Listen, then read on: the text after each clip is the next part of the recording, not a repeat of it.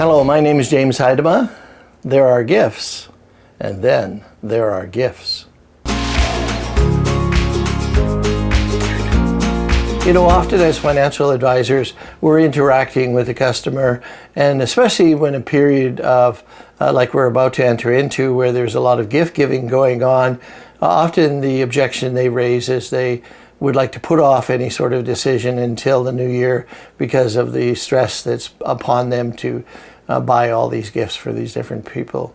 You know, it's during this gift period, it is a challenge for most of us because what's the appropriate gift and who should you gift to? And obviously it puts a lot of pressure on our financial resources and is somewhat stressful. And what we have to do is we have to help the customer, the potential customer, understand that there are gifts and then there are significant gifts. And so there's actually a financial advisor in Canada who was the author of what I'm about to share with you.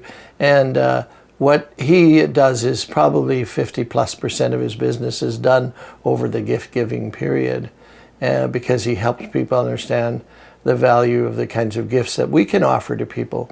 So what I'm going to do is I'm going to role play with you, and you will be the customer and I will be the financial advisor, and I'll take you through the process. And starts off by you saying something like, yes, I do have a gap. Yes, I should take care of that gap, but I can't do it now because of the gift giving period that's going on, Christmas, whatever. And when that's finished, maybe January, February, we can get back together and then we can look at this. So into the role play. So I certainly understand that, you know, there's this period coming up and that we're going to give gifts to those people we care about. You know, through the years I've received gifts during this period, and some of them I remember and most of them I do not. I don't remember what I received or who I received it from. I do remember one occasion when my boys were younger and I was a financial advisor, and I you know, wore a business suit as I'm wearing today, and they gave me this very flashy tie with a fish on it and bright colors and everything, which really wasn't very appropriate for the business that I was in. And so I wore that tie out of the house, and when I got to the office I changed the tie, had my meetings, put that tie back on and came back home again. I didn't want to embarrass my kids. You know, it was a thoughtful gift on their part, one that I couldn't use really in my business. And boys, if you're hearing this, I apologize. I'm using that as an example of a gift that I do remember. But many gifts I have received over the years, I've forgotten. So as a financial advisor, I am in the business of helping you achieve the choices and dignity you deserve in your life. And I want to talk about the gifts that you can give to yourself and to your family. And, you know, this may appear to be a somewhat difficult topic to talk about, but it's important we have this conversation.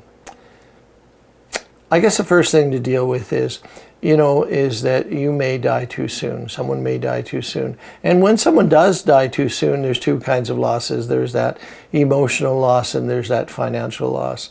Of course, as I mentioned earlier, I can't do anything about the emotional loss, but I can do something about the financial loss.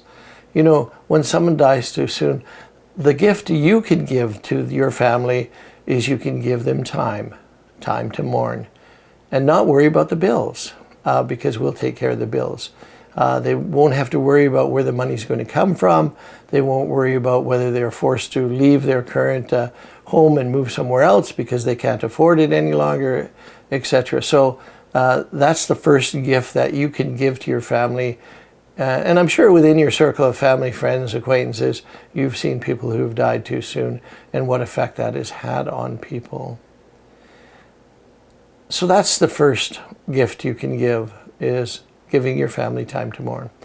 The second gift you can give is a gift you can give to yourself.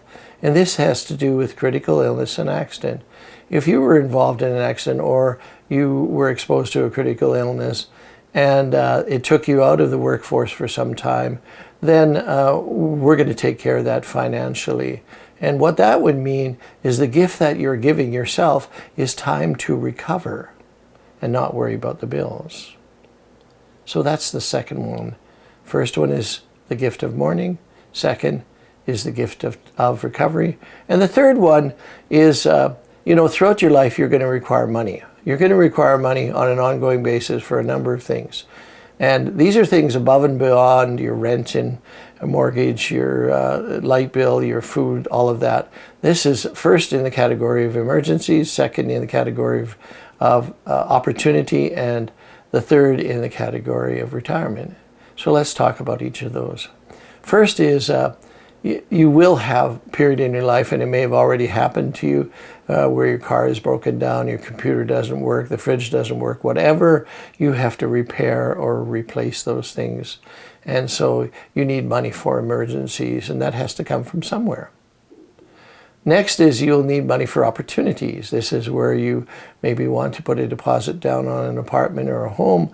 This is where you want to buy a new car. This is where you may want to take a nice vacation somewhere. That's an opportunity expense. And the final thing you'll need money for is for retirement. So regardless of what your company may do for you or what the government may do for you, it won't be enough. So you need to prepare for that. Now, that's not something you have to worry about today, but it's something you should consider. And so you will need access to money throughout your life. And the gift that you're giving to yourself and to your family is you're giving them choices and dignity.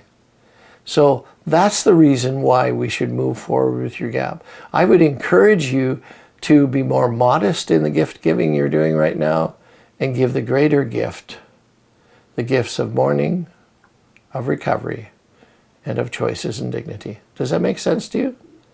Great. Let's do the paperwork. Okay, let's step out of the role play. So what happened there? Well, what we have to do is help them understand what our products do rather than talk about the products. We've got to talk about the difference our products will make in their life and in their family life. There's a couple of people that I'm coaching, two young men with different fathers. One father died and had insurance. The other died and did not have insurance. And they lived completely different lives and had different experiences because of that. The persons whose father died without insurance had to leave their apartment and move into another apartment in another town with family members they didn't particularly get along with. They had lost all their friends. They went to a different school. They never had money for anything. And they were sort of really almost living on the street. It was so bad for them. The other individual, the father who had insurance, nothing changed. Other than they missed the father and they were in mourning for him, but they had money to pay the bills. They stayed in the same house. The kids went to the same school. And so this is where we see life insurance in particular making a real difference in people's lives. Another example is I know that in my own life, before I became a financial advisor, often I would find myself living from paycheck to paycheck. And when an emergency would occur, I would often have to put it on a credit card or something like that, which is horrendously expensive and probably the most unwise thing to do is to pay your bills on credit, because what happens is it seriously inflates the amount you owe and delays the time that you can pay it off.